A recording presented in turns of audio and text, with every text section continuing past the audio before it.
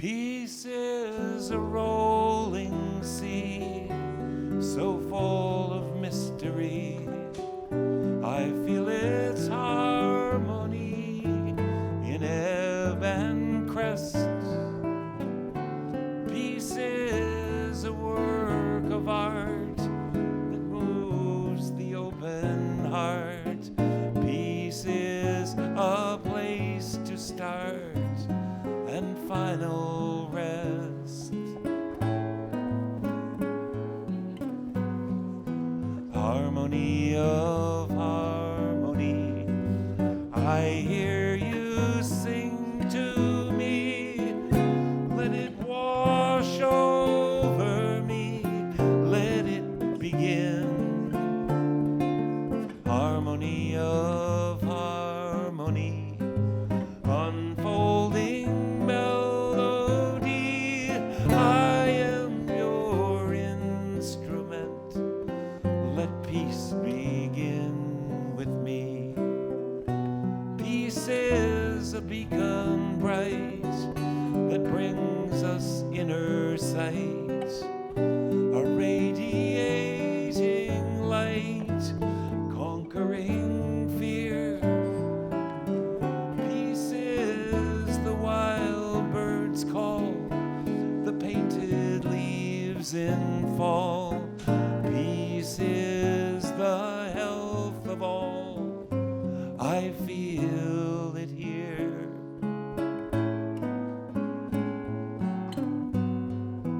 Harmony of harmony, I hear you sing to me. Let it wash over me, let it begin.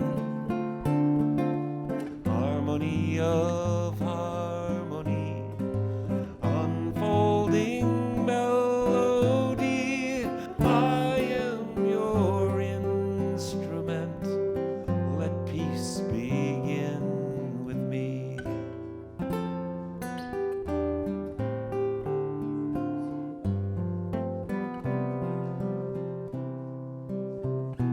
Peace is a field of grain, neath sun and gentle rain, in nature's glad refrain of love begun.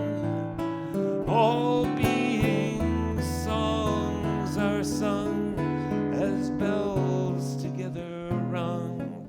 Peace speaks in every tongue. All songs are one.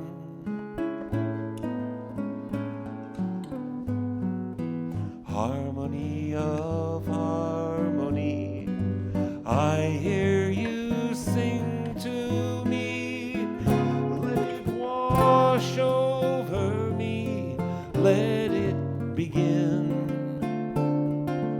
Harmony of harmony, unfolding melody. I am your instrument. Let peace begin with me.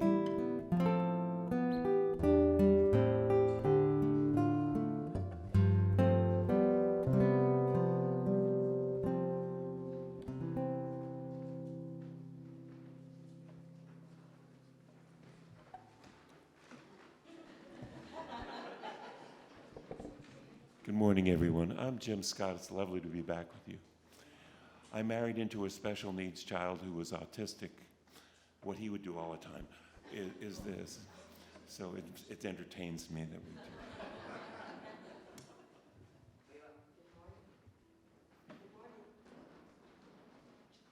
They got you now. I think they got you now. No, they want this one? No, I'm good. Thank you.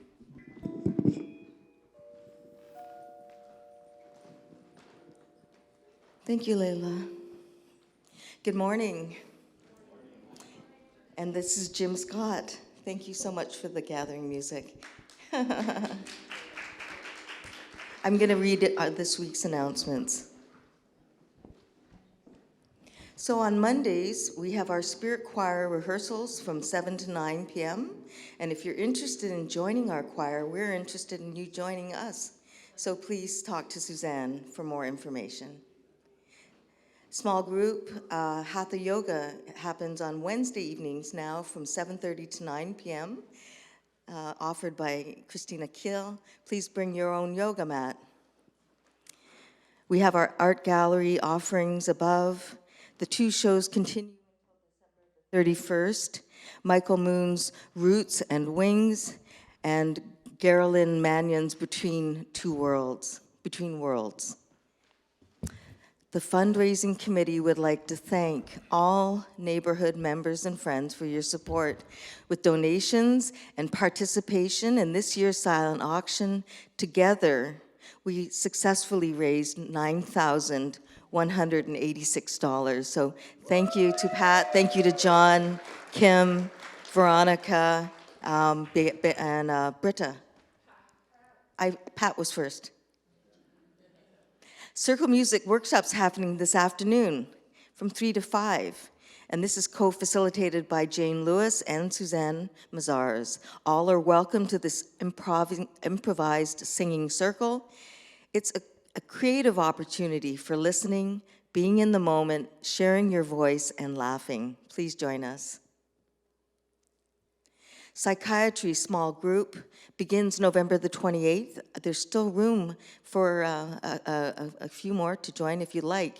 If you're concerned about the wildfire smoke, record heat levels, war breaking out in many parts of the world, we have a guest facilitator, Dr. Nate Chirac, and Neighborhood's own Tony Rappaport will be offering a small group that will empower you to engage in meaningful action to address the challenges of our time while preventing burnout when taking action.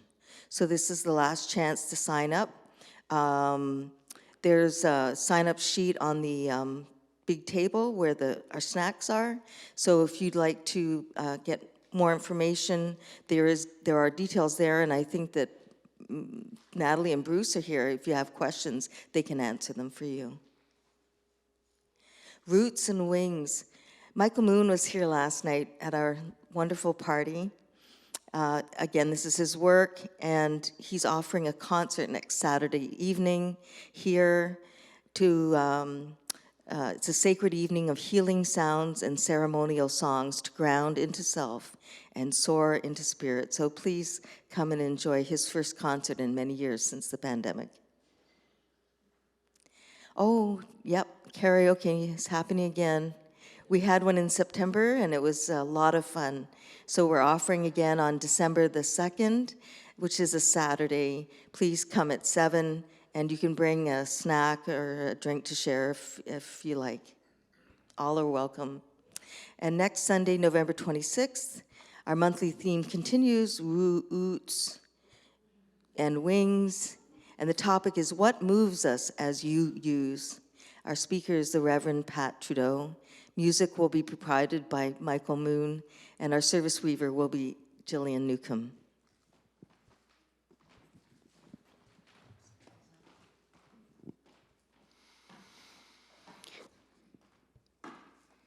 Okay, let's get myself positioned here. Good morning. Good morning. And welcome to our neighborhood Unitarian Universalist congregation. For those here in our sanctuary at 310 Danforth, and those who are spiritually with us on Zoom, welcome to all. My name is Kurt Thomsen, and I will be your service weaver this morning, and I'm so glad I'm doing this again. And it is my most esteemed pleasure to welcome Jim Scott, who will be offering our music today. You may know his name if you're reading our hymnals. His name is under the title of quite a few of the songs on our hymnal. So if you have not already, please come in, take a seat, turn off any blinking or dinging devices that may distract you, unless you actually need them to help you with the service. And please, if you can, just leave all your cares and thoughts of the outside world behind. They'll be there for you when the service is over. There's not the best way to say that sometimes. So now let's just take a moment of breath in and out. In and out. And one last time, in and out. Now please read with me, if you are willing, our opening words. Let us cast a circle of a sacred space here. Let us cast a circle of a cherished space here. A space of safety, a space of forgiveness, a place of love. If we want the world to change, we must craft in our space and in ourselves the seeds that grow a different kind of life. A life of graciousness, of creative intelligence, a place of life and spirit for ourselves and our families. And now, to light our way through our service, I ask the Reverend Pat Trudeau to please come and light the symbol of our faith, our chalice. And please join the choir as they sing.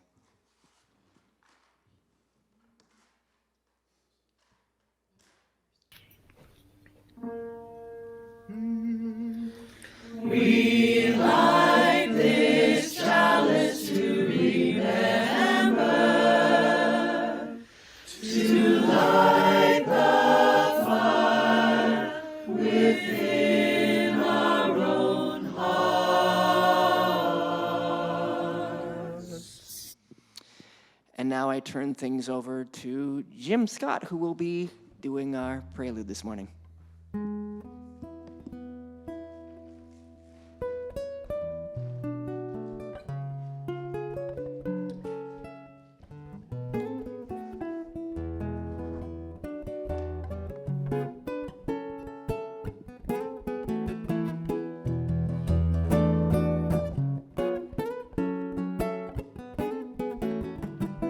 I've been playing this song for many years.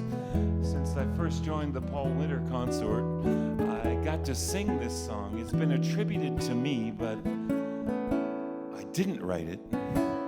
A great Brazilian composer, Ivan Lins, wrote this melody, and he let us put new English words to it. And I got to sing it. So you can help in two languages like this. In a circle of friends. This means friends when you hook your fingers together. In a circle, this means circle of sound. Try that much. In a circle of friends. In a circle of sound. All our voices will blend when we touch common ground.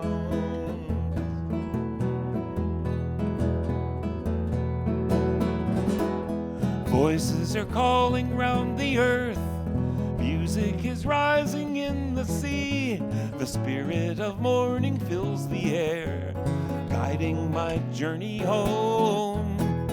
Where is the path beyond the forest? Where is the song I always knew? I remember it just around the bend. In the village, the music never ends. In a circle of friends, in a circle of sound, all our voices will blend when we touch common ground.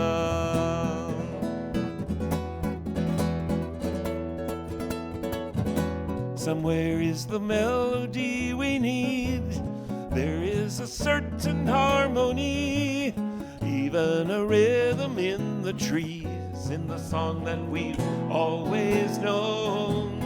As every road comes to its end, so every path love's cross again. Now I'm returning to my heart, back to the song that is our own.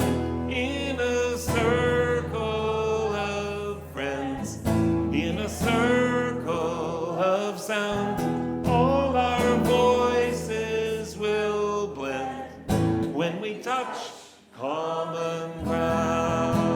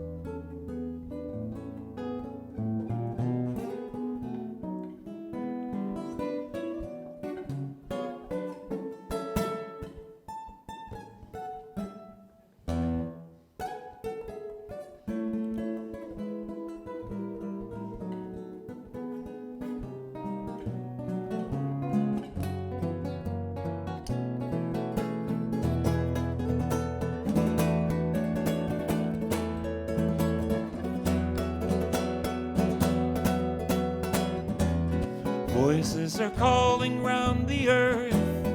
Music is rising in the sea. The spirit of morning fills the air, guiding my journey home. Where is the path beyond the forest? Where is the song I always knew? I remember it just around the bend. In the music, the village never ends. In a circle of friends, in a circle of sound, all our voices will blend when we touch common ground. Let's do it again. Let's do it as a round.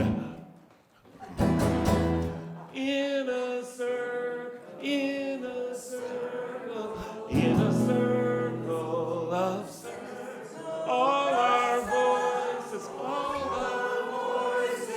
when we touch common ground. I know we all have to roll our eyes and whisper to each other after someone asks us to sing around together.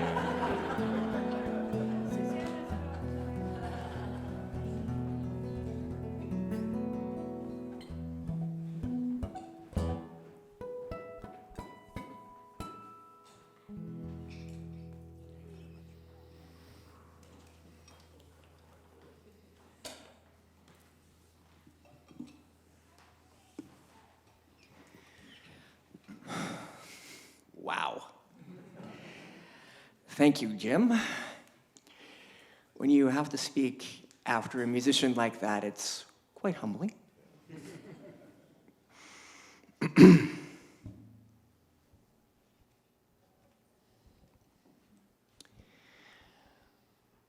I, as all of you, stand on these lands of the Wendat, the Anishinaabeg Nation, the Haudenosaunee Confederacy, the Mississaugas of the New Credit, who have been here in time out of memory, and joined by the Métis and Inuit peoples. I pledge to listen to our First Peoples and to the land and the animals, to know how I can be of assistance and help heal the wounds and scars that I and others like me have caused. This so I swear.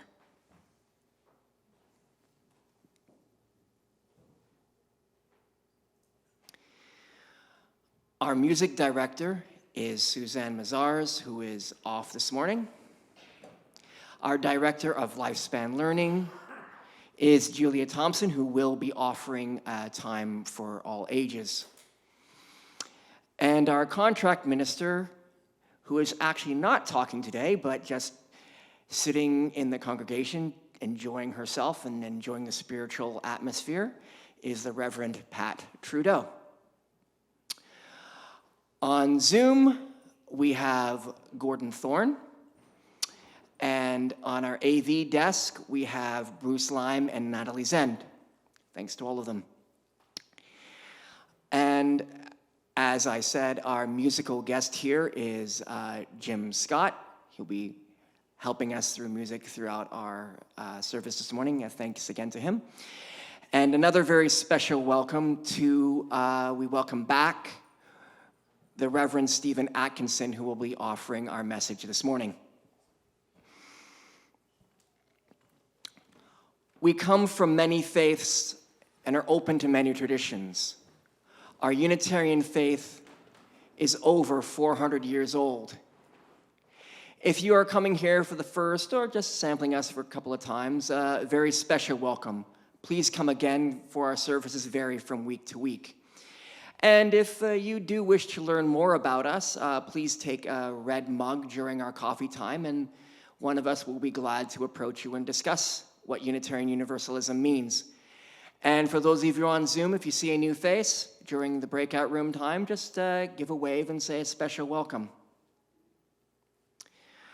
Our mission here at Neighborhood is to empower spiritual growth and shared action for the care of our world. Our theme for this congregational year is aspirations. Our bi-monthly theme, aspiration, for November and December is theologically alive. And our theme for this month of November is roots and wings, a little play on roots, spelled R-U-U-T-S. For those of you that may not know, UU is the acronym for Unitarian Universalism. And our guest minister, Reverend Stephen Atkinson, will be discussing the best of Christianity.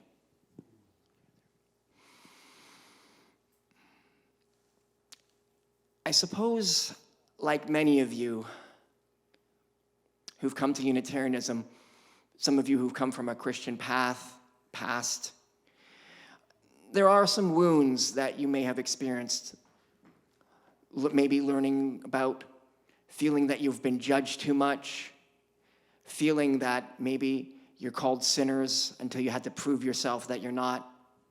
I've had that experience.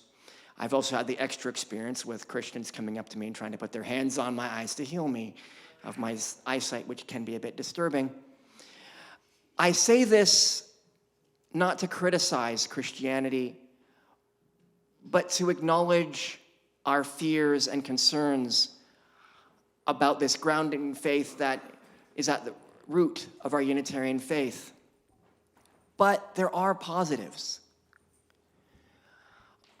Every year, I'm reminded of the Reverend Dr. Martin Luther King, who used his Christian pulpit to bring about change for the Black and people of color community. And he did it through peace and nonviolent action. I also remember all the Christian organizations that have gone to be charities in other countries, bringing food and clothing. And even here in Toronto, on the news so often, we hear about these churches that are welcoming in people to sleep at night who are refugees or who are homeless. And now we're getting into the winter time, and so many of them are having a hard time. and making the hard choice to close their doors, which they really don't want to do. But here, we have opened our doors.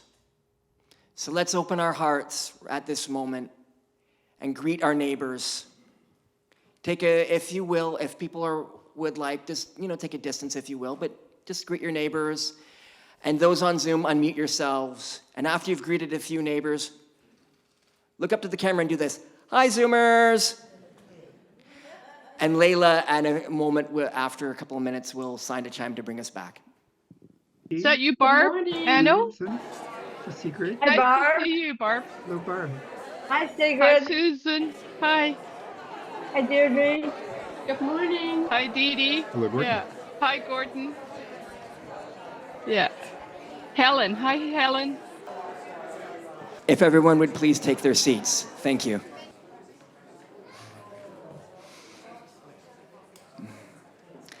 And now that you've all taken your seats, please rise in spirit and in body or in any other way you wish for opening song.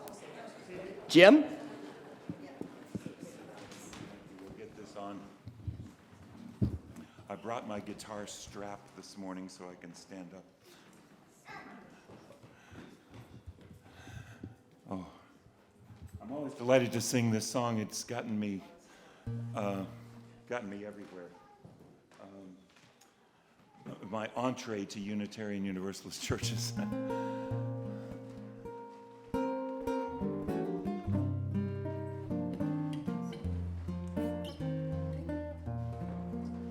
I like to sing the chorus, sort of, the refrain, as an intro.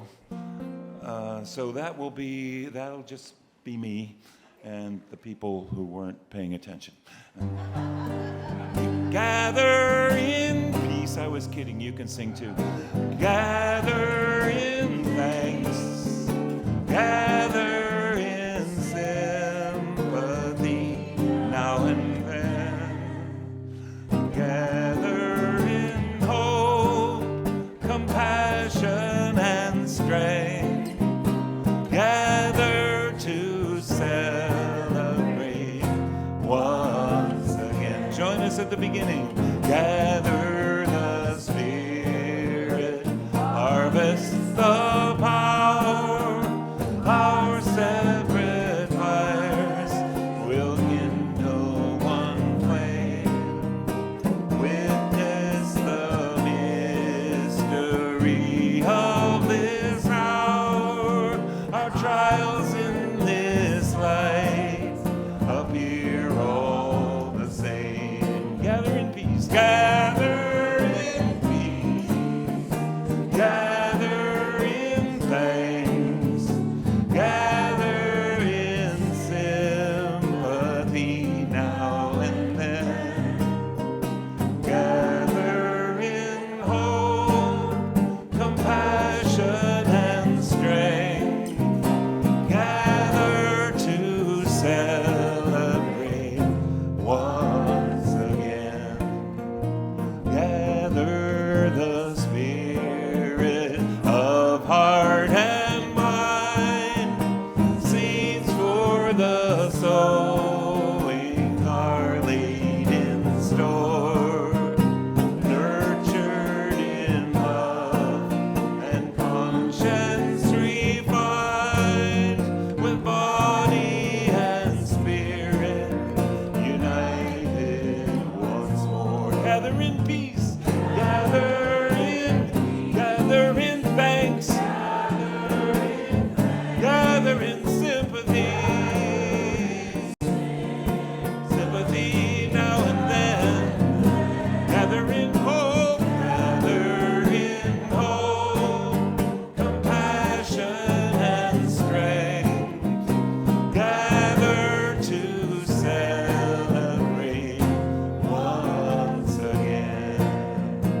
Gather the Spirit, growing in all, drawn by the moon and fed by the sun.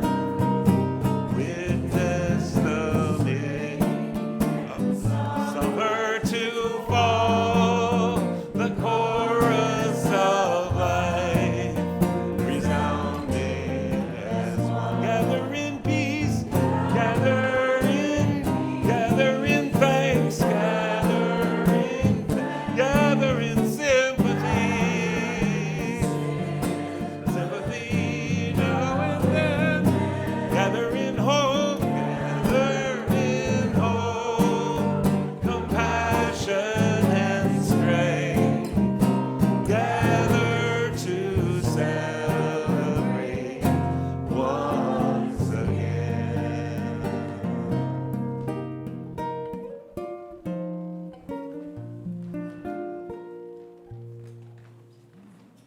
Hi out there. My name is Julia, and this is the Time for All Ages, and I'm so happy to see that we have a number of kids here today. So if you want to join me here, that would be great. Find a cushion, find a spot,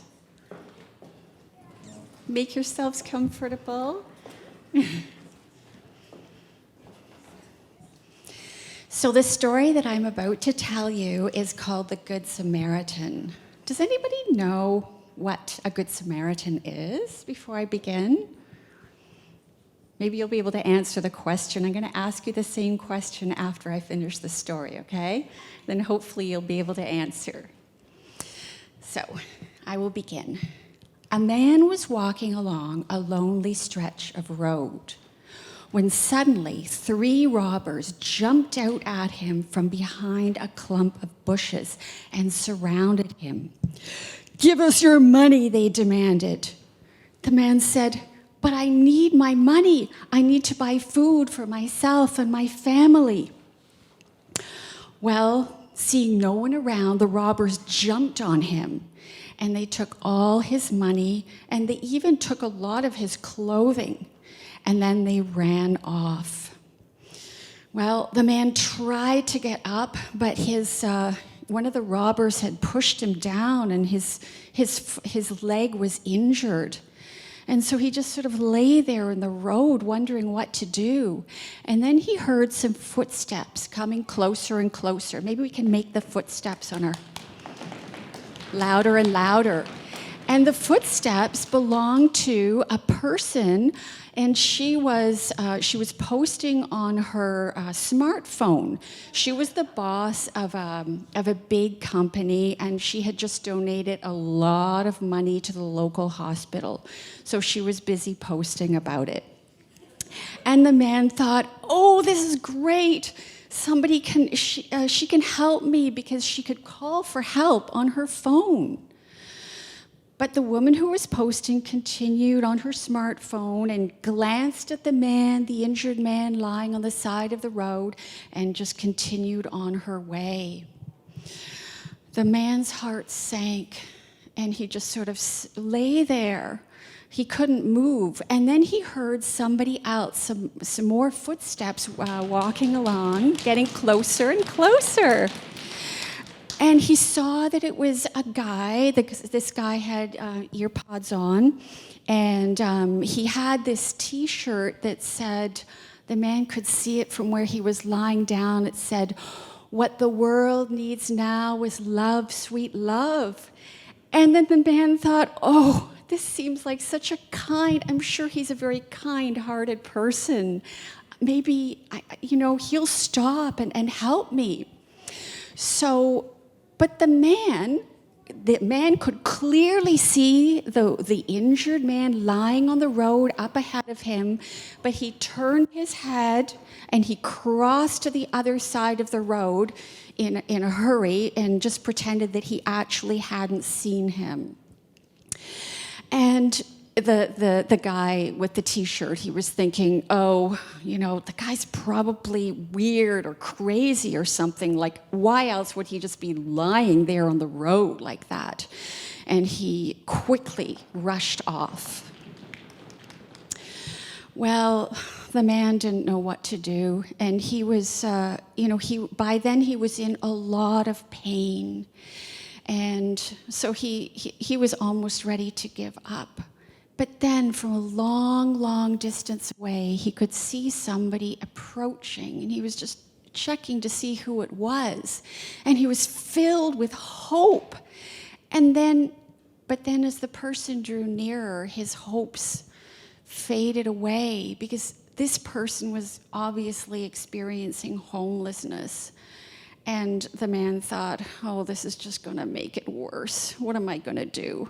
So he just sort of lay there like this.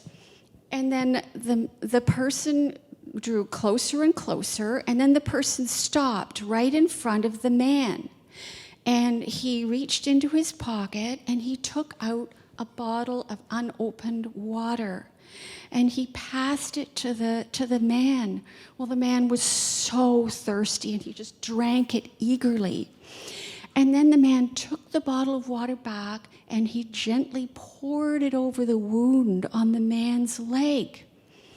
And then he leaned over and helped the man to stand up.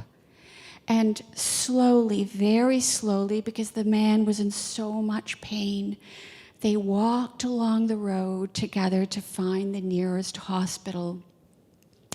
And the person stayed with the man while he had his leg checked. He stayed with the man until they knew that he was going to be okay.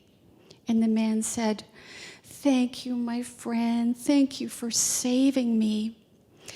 And the person just sort of muttered something and gave a little salute and then went on their way.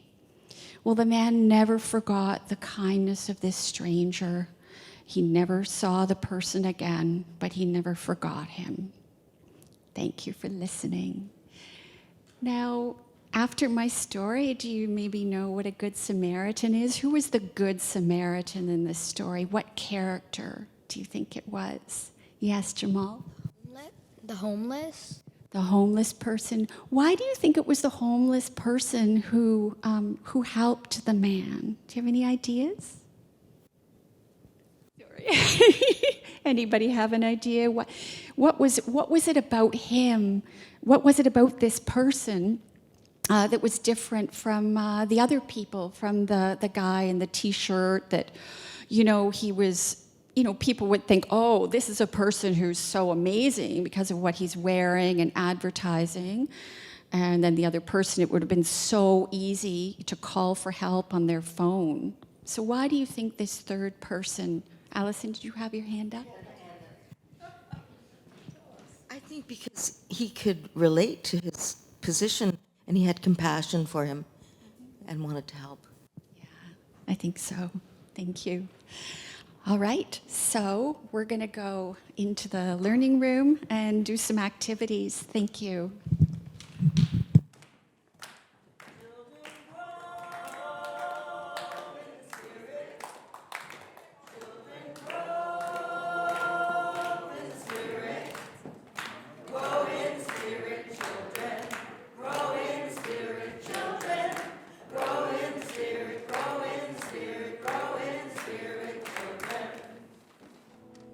With every story told, our friendship becomes art. Each passage of life is a gateway to the heart. We are one in joy and sorrow, and the music of our learning is danced in love and harmony with each day of earth's turning. So it goes up high and goes down low, and there was a lot of words, but you can sing along as you normally would. With every story told, our friendship becomes art. Each passage of life, each passage of life is a gateway to the heart. We are one in joy and sorrow. We are one in joy and sorrow, and the music of our learning is danced in love and harmony with each day of earth's turning.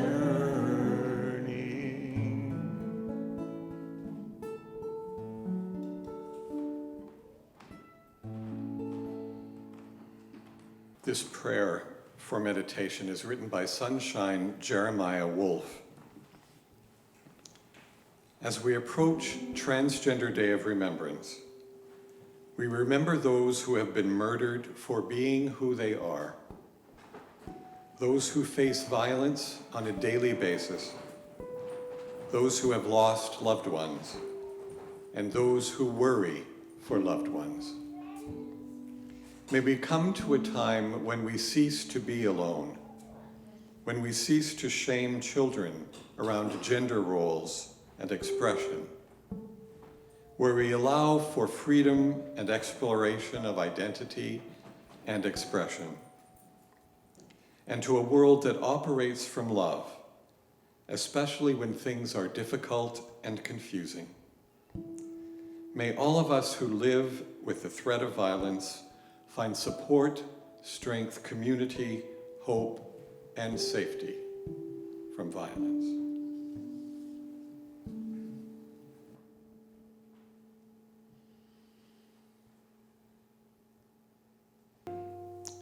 And now for our spiritual reading.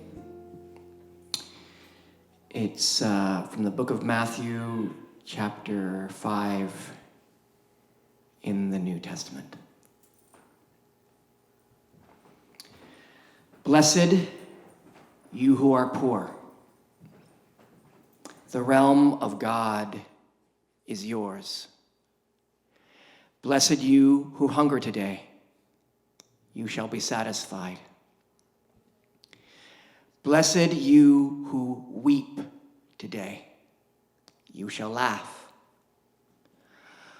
Blessed are the humble. They will inherit the earth. Blessed are the merciful. They will find mercy. Blessed are the peacekeepers. They will be ranked as children of God. And now, it is my esteemed pleasure to welcome Reverend Stephen Atkinson for a message of inspiration.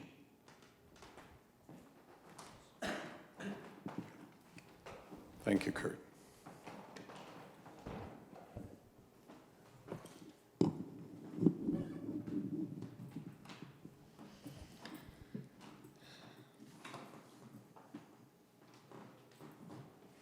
To look at a religion appreciatively, it's important to enter inside the worldview of that religion as much as we can. And of course, some of us grew up in Christian communities, one of the worldviews or denominations, as they call it, either to our benefit or detriment, and I'm glad to hear that there are people here who've had both benefit and probably detriment. I grew up in the United Church myself, and it was not nearly as liberal then as it is now, but it was a good place to be. A common Christian worldview is that God, Jesus, and the Holy Spirit are one and the same thing, the Trinity.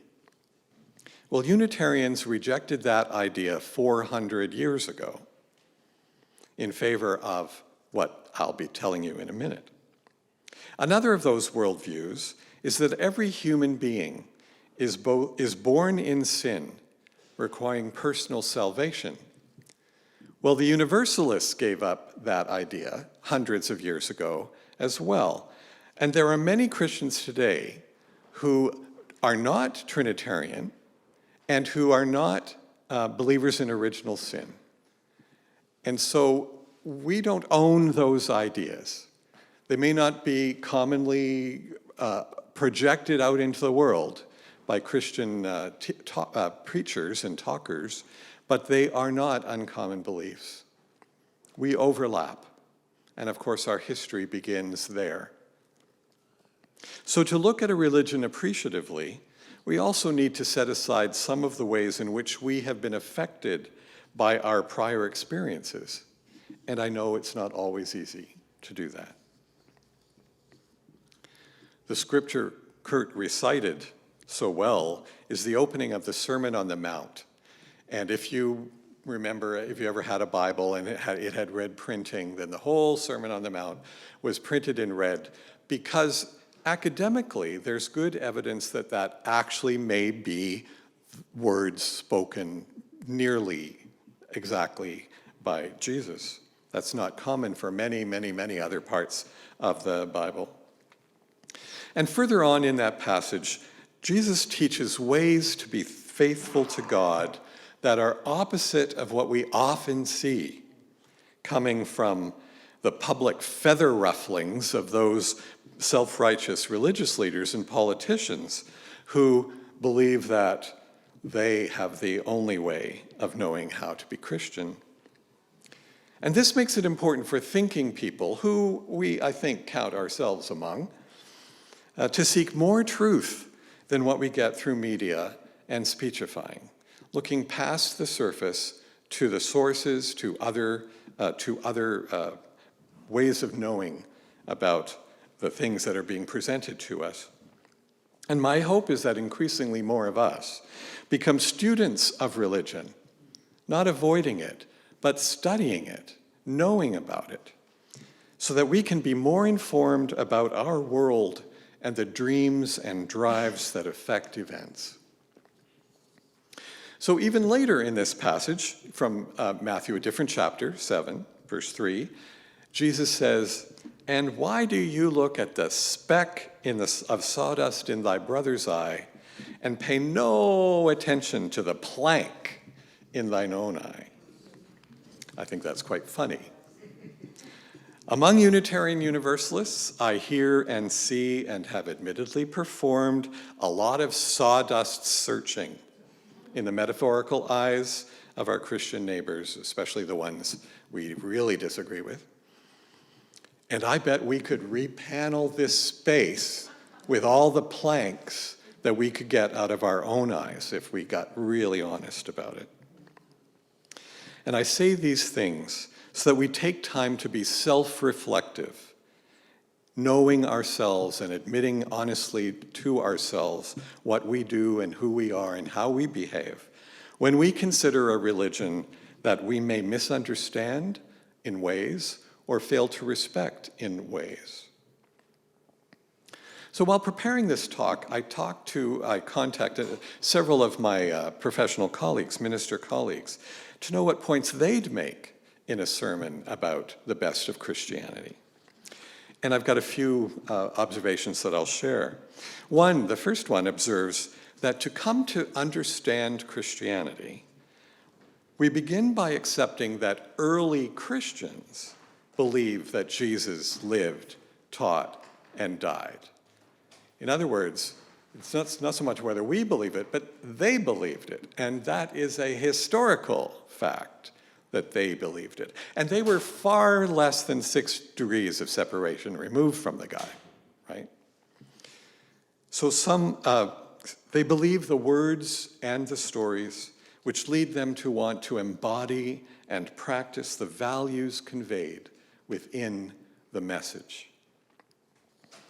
As an example, let me read another brief passage in the Christian Bible. I've started in seminary to call it the Christian Bible because the New Testament suggests there's something old when the thing that's old is actually just the Hebrew Bible. So Hebrew Bible, Christian Bible. And not everybody gets that yet, so I'm not trying to criticize anyone who didn't think of it that way. I didn't either for most of my life. So this comes from a letter of Paul to the Philippians, the congregation in Philippi, chapter 2, verses 1 to 5. Above all things, be loving, humble, united. Now, if your experience of Jesus' encouragement and love means anything to you, if you have known something of the fellowship of his Spirit, and all that it means in kindness and deep sympathy, do make my best hopes for you come true.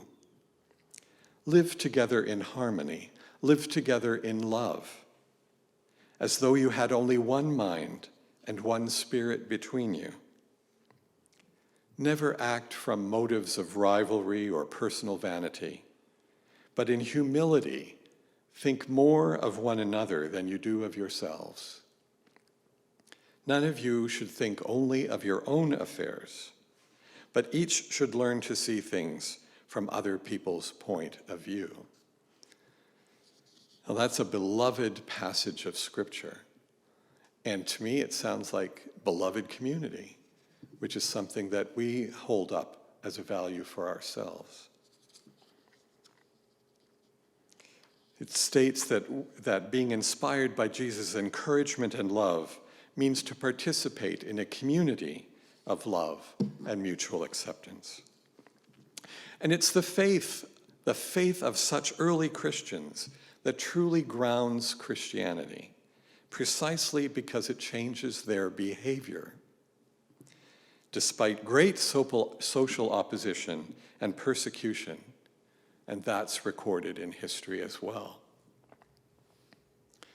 Faith changes lives. Even if your faith is in something that may not be real, the changes made by faith are real. So there's a power in it that's undeniable. We can only be impressed or perhaps even envious of the record that Christian faith has in leading people to change their lives. Now, grant you, sometimes new converts are among the most conservative Christians in the world, but that's partly because of the atmosphere in which they've been taught. There are many other converts or new awakenings to Christianity that lead to an expansive heart and great openness of mind and acceptance of all people. Christianity doesn't have dibs on transformative power, I'd be the first to say, but it undeniably has that power. Another colleague recounts an experience of meeting a highly qualified and revered professor of early Christian history at a social function. And the professor, having heard that my colleague is a minister, asks her which denomination she's in. Unitarian, she says. And he says, the only true Christians. What could he mean by that? We need to remember these words when we speak with the Christian Unitarians among us, that in some ways they are the true Christians. And I'll get on further with saying more about that. Perhaps he made this comment because of the differentiation between, some of you will have heard this, between the religion of Jesus, the things that he likely said and did, the stories told about him, and the religion about Jesus, which is what people later came to believe about his nature and purpose, ideas developed, conclusions made. The latter is called theology. And Christian faith can be built upon theology, interpretations made by Christian thinkers, starting with Paul, through televangelists on one side, but also, let's say, Bishop John Spong on the other side. Yes, some Christian interpretations we can heartily agree with. Such believers seek to understand and explain Jesus within a larger theological, even cosmological framework. What was he about?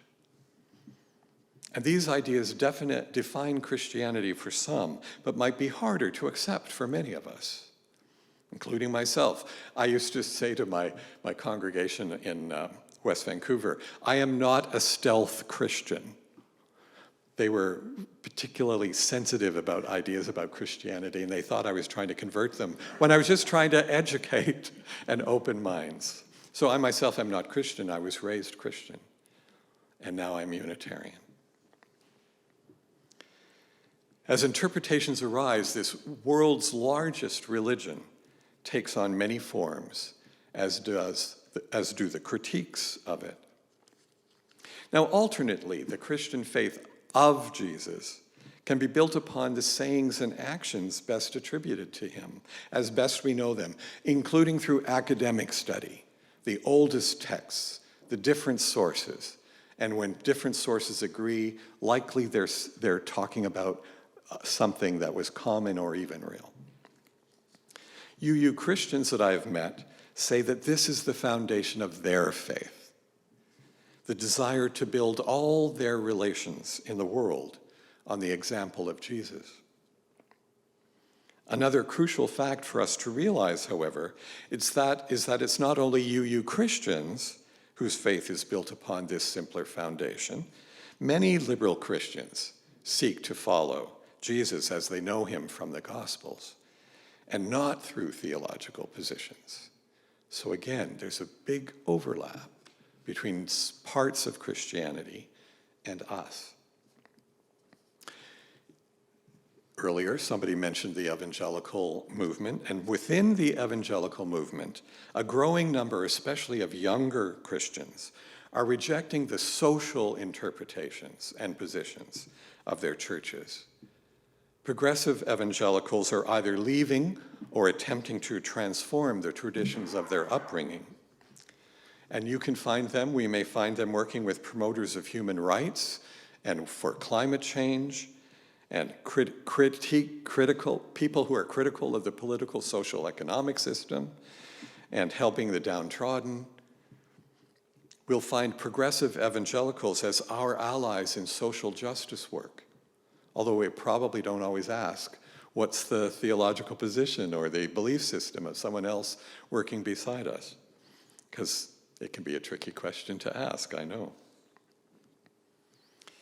And this shouldn't be unusual, considering, as Kurt referred to, the awesome history of good works performed by Christian individuals and churches over 2,000 years, including many of the UU heroes that we talk about in the past were actually Christian UUs. It was their Christianity through Unitarian eyes that made them heroes, social justice heroes. Look at what qualities of living Christianity inspires.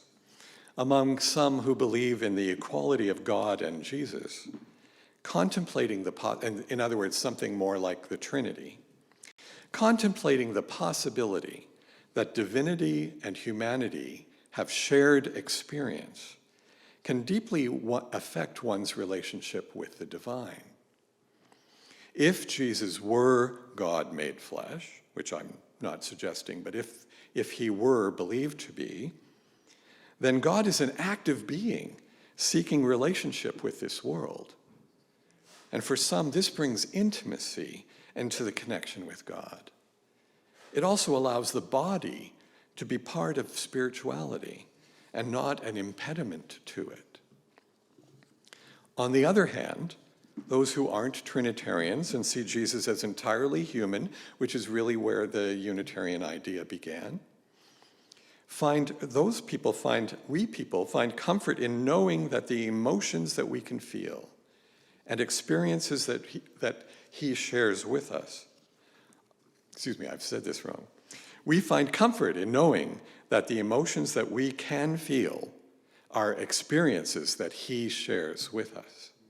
He lived in a body with a brain, with hormones, with pituitary glands, et cetera, et cetera. Our lives are not lesser or strange in comparison with our spiritual teacher.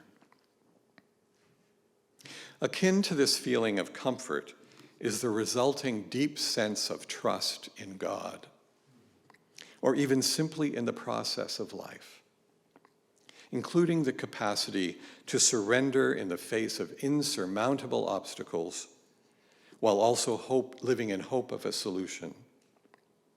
And this surrender doesn't mean passivity. Kurt also referred to, in fact, Kurt, it's like you read my sermon beforehand, and I know you didn't. No, that's okay.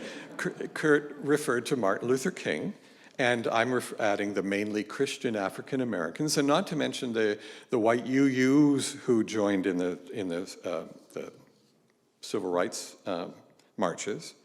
These people were not turned back even by vicious and lethal opposition. Their surrender isn't in running away, it's in accepting the obstacle as real. So how do we get around it? What do we do? And they find courage through their trust and hope in God. And King may well have learned his peacemaking approach from Gandhi and Hinduism, but he found the faith to act in Christianity. To live in community, as Paul counsels the Philippians to do, requires humility and trust in other believers as well as God. Because Jesus is accepted as the exemplar of human qualities, faith in him calls for constant work towards the perfecting of character. All of us frequently miss the mark, so we must also deepen our capacity for love and compassion, and increase our readiness and willingness to forgive. And at the same time, because Jesus reiterates the golden rule, which is found in the Hebrew Bible, not to mention every other major religion. Where am I here? Ah, yes. Love in community is not selfless or self-demeaning. The command is to love your neighbor as yourself. In other words, you have to love yourself to love your neighbor. A characteristic of Christianity that we youths might identify with is its capacity to be revolutionary and subversive toward worldly powers, even Christian power. Another colleague of mine reminds me about the ability of Christians to find in the life of Jesus and the history of early Christians an encouragement to challenge and even to fight the structures in human society that prevent justice. Jesus explicitly and directly challenges Jewish religious authorities of that time. And some of you, if you grew up Christian, remember maybe the Sadducees and the Pharisees. Well, the Sadducees were the priestly class within Judaism. And we know who the priestly class is in our day. And Jesus directly taught that their authority can be questioned. And the other set were the Pharisees, and they were the conservative law followers. They believed everything had to be done according to the letter of the law, and we know who those people are in our day and time as well. So Jesus encourages observing the law and the values, but through a fair and compassionate lens in the face of human need. In other words, if a person needs something, then the law is not primary over that person's needs. The story of the Good Samaritan, part of it is that the person who was injured was Jewish, and the person who helped him was a Samaritan, which was a rejected class of a different form of Judaism. In other words, and they were not supposed to have any contact with each other.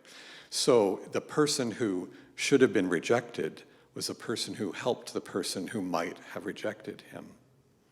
And that's the message. The law does not necessarily come first.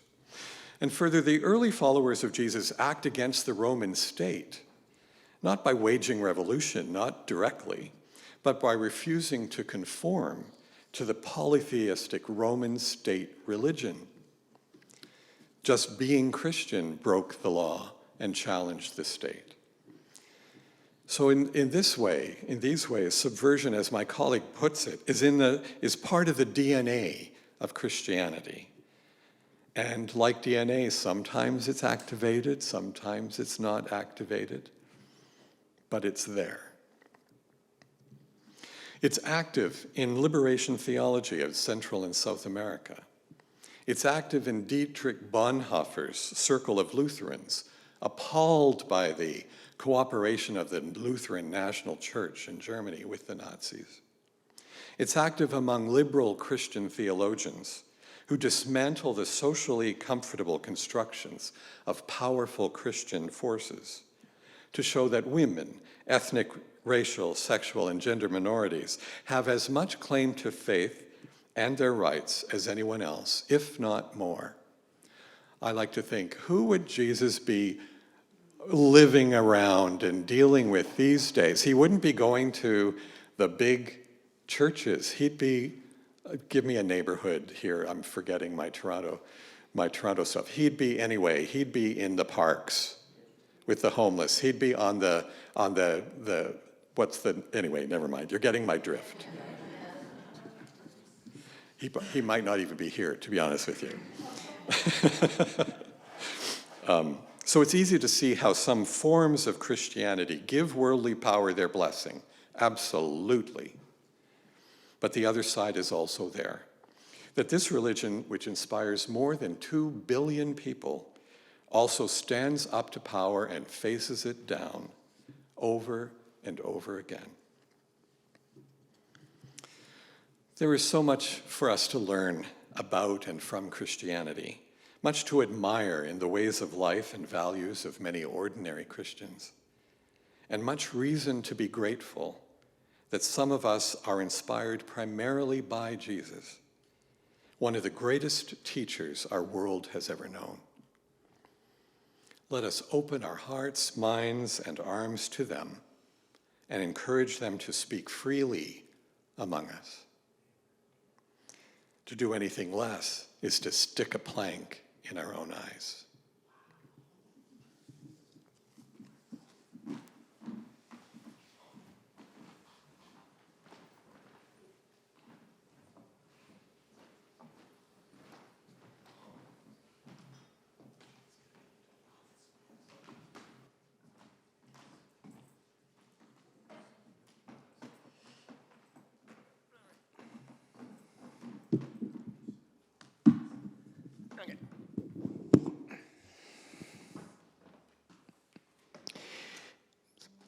Now that we, sorry about that, too close to the mouth. Now that we have looked into our roots and our past, let us now look to our present and our future in our time of offering. We thank those who offer in the envelopes and the baskets, and for post-dated checks and withdrawals. Any offering is welcome, even the smallest ones. And those on Zoom, if you do so wish, in the chat, you'll find a link to our donations page. I ask the greeters to come and take the baskets and pass them around. Thank you.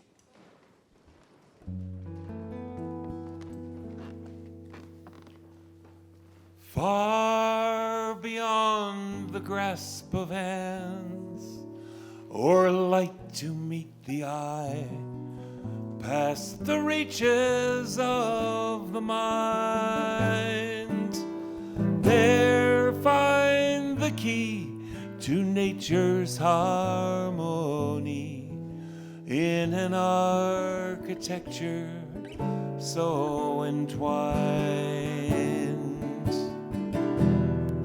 Like the birds whose patterns grace the sky and carry all who join in love expanding. The message of peace will rise in flight, taking the weight of the world upon its wings. In the oneness of everything,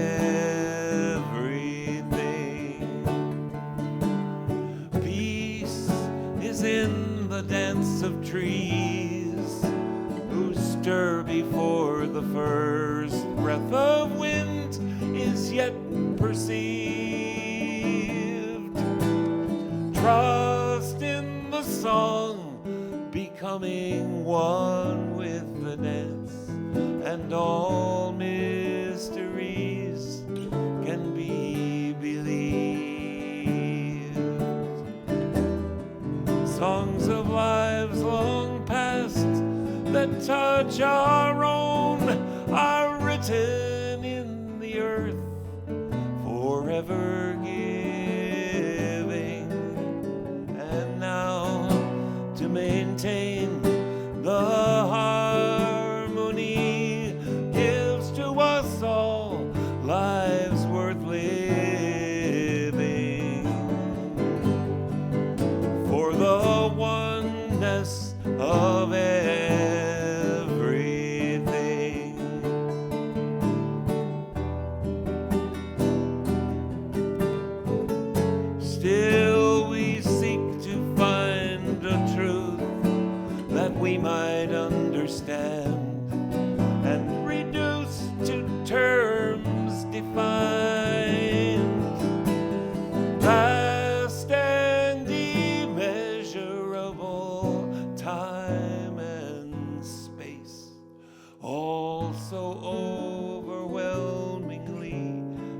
resigned. Oh, passing years, just might I know the faith that winters in the heart, to be reborn in spring, to hear and to feel the pulse of life enters my soul as a song to sing of the oneness of everything.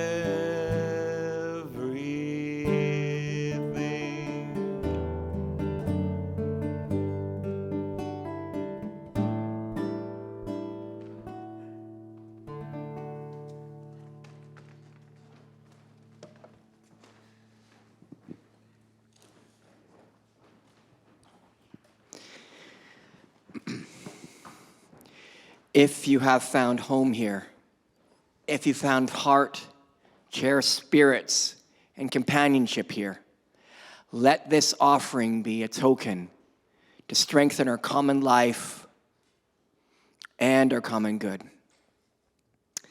And now, if you would, please rise in spirit or in any other way you wish for our closing song. Jim? You can stay seated for this last song because I will. My wish for you, as now we part, is for greater peace to fill your heart with dreams as vast as starry space. So hurt and anger know no place. May truth be shared and wounds be healed, and joy for living be revealed.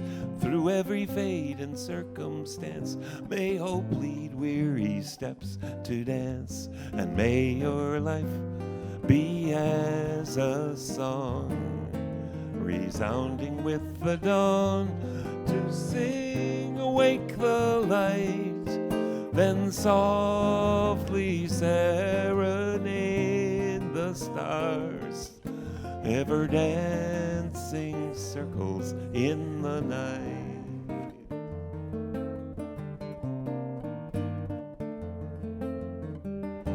May fears be turned with keen insight to wisdom for what's just and right. Where sorrow grows, compassion strong, and pains will pass before too long. May the bounds of our diversity serve a richer harmony. May courage hold your heart so true to smile on love when it smiles on you. And may your life be as a song, resounding with the dawn, to sing awake the light, then softly serenade the stars, ever dancing circles in the night.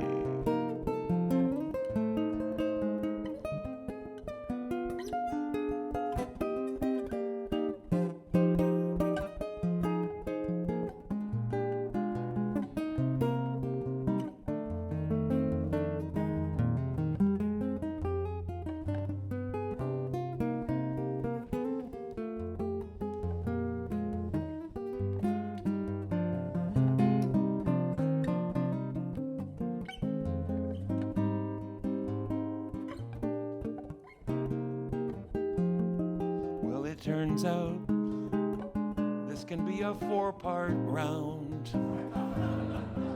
Ha ha ha, but I know we can do it in at least 2 parts if you'll self-select. I know there's someone out there who can do the second part. I'll show you where it starts. If you're unsure, stick with me. Then again, if you're more adventurous or lost, be part 3 or part 4.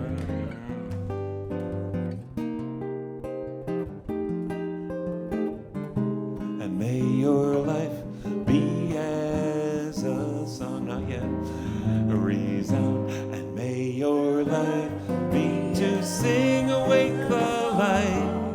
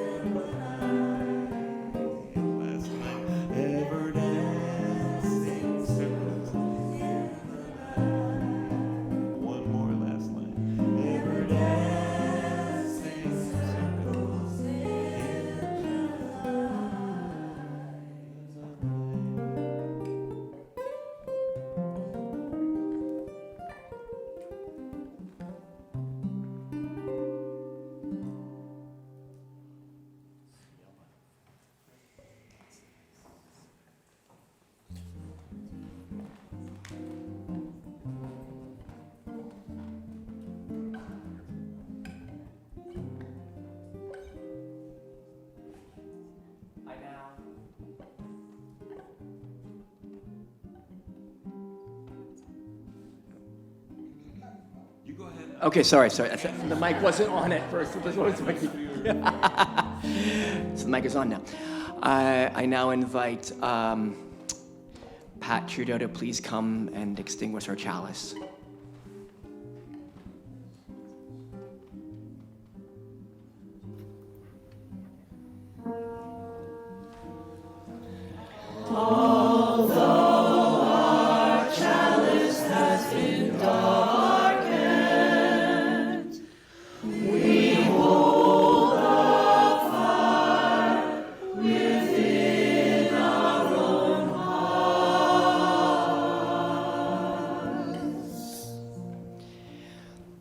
We have a tradition here at Neighborhood to form a circle, link hands, arms, or anything else you can link up.